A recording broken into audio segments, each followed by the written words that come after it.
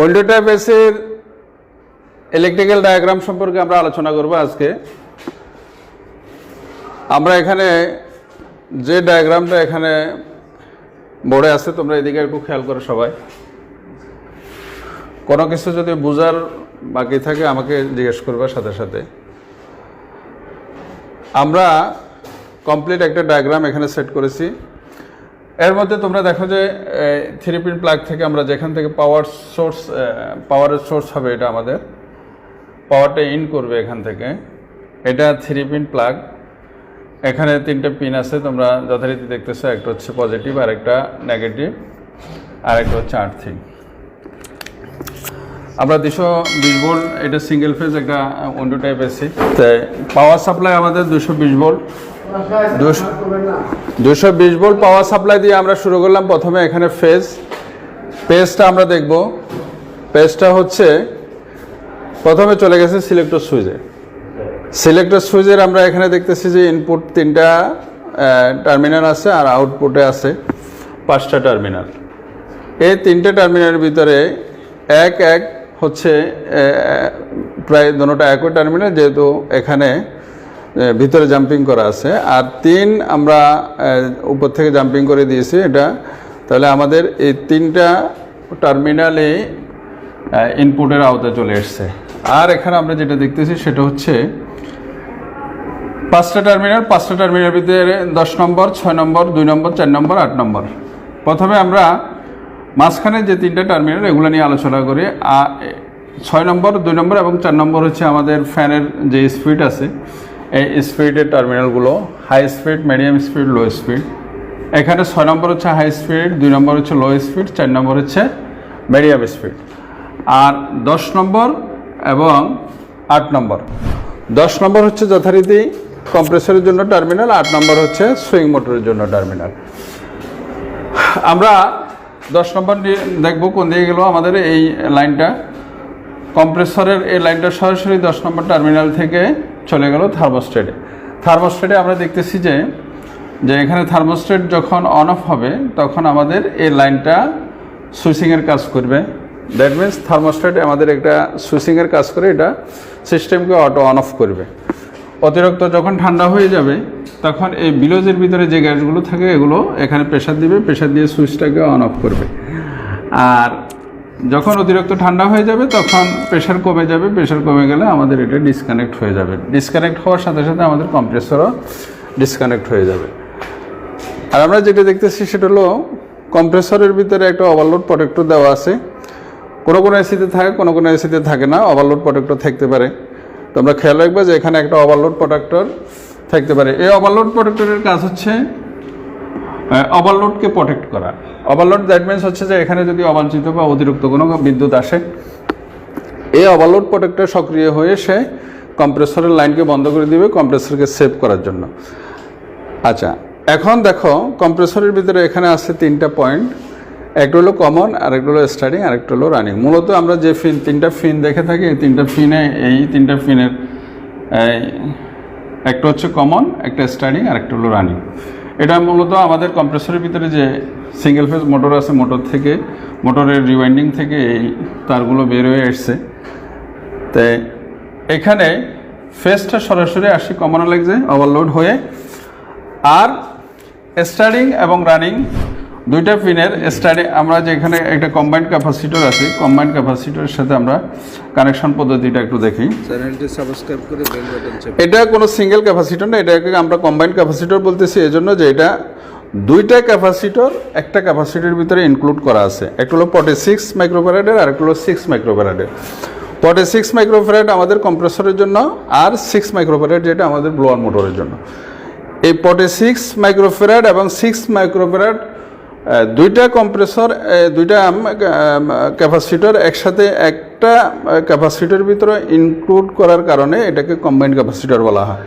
আমরা কানেকশন পদ্ধতিটা একটা দেখো। এখানে যে টার্মিনালগুলো আছে, 3টে টার্মিনাল দেওয়া আছে। একটা হলো ফ্যান টার্মিনাল, আরেকটা হলো হার্ম টার্মিনাল, আরেকটা হচ্ছে কমন টার্মিনাল। ফ্যান এবং হার্মের দিকে আমরা তাকাই একটু।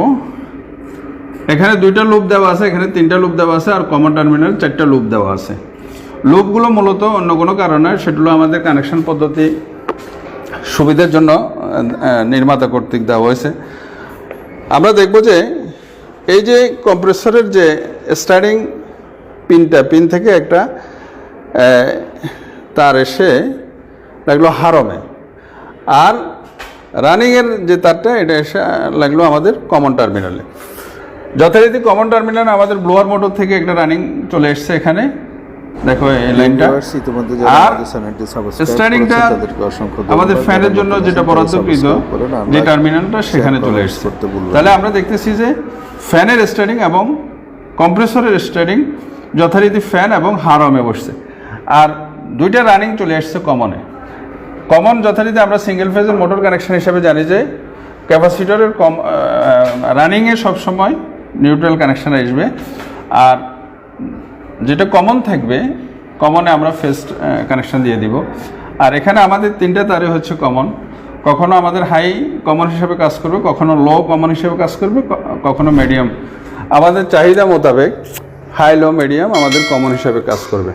তাহলে আমরা দেখতেছি যে যখন আমরা টার্ন করব, টার্নের পকারবেটটা আমরা এখানে দেওয়া আছে ঘূর্ণন নম্বর 1। প্রথম ঘূর্ণনে 8 নম্বর এবং 4 নম্বরকে কানেকশন দেবে, অর্থাৎ সুইং মোটর আমাদের রান হবে এবং মিডিয়াম স্পিড ফ্যান রান হবে, তখন কিন্তু আমাদের কম্প্রেসর রান হবে না। দ্বিতীয় ঘূর্ণন আমরা যখন দিব তখন সুইং মোটর, লো স্পিড এবং কম্প্রেসর এই তিনটা রান হবে। তৃতীয় নম্বর ঘূর্ণনে সুইং মোটর, মিডিয়াম স্পিড এবং কম্প্রেসর রানিং হবে। চতুর্থ ঘূর্ণনে আমরা দেখতেছি যে সুইং মোটর, হাই স্পিড এবং কম্প্রেসর, অর্থাৎ আমাদের এটা হচ্ছে সর্বোচ্চ স্পিড। আমরা যদি অতিরিক্ত ঠান্ডা পেতে চাই বা অতিরিক্ত কুলিং পেতে চাই তখন আমরা এই 4 নম্বর স্পিড দিয়ে এই উইন্ডো এসিটা চালাবো।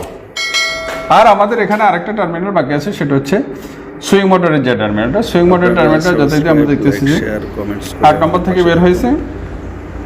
ফেজটার এখানে ম্যানুয়ালি কন্ট্রোল করার জন্য এখানে একটা সুইচ দেওয়া আছে, যেটা আমরা সুইং মোটর সুইচ বলে থাকি।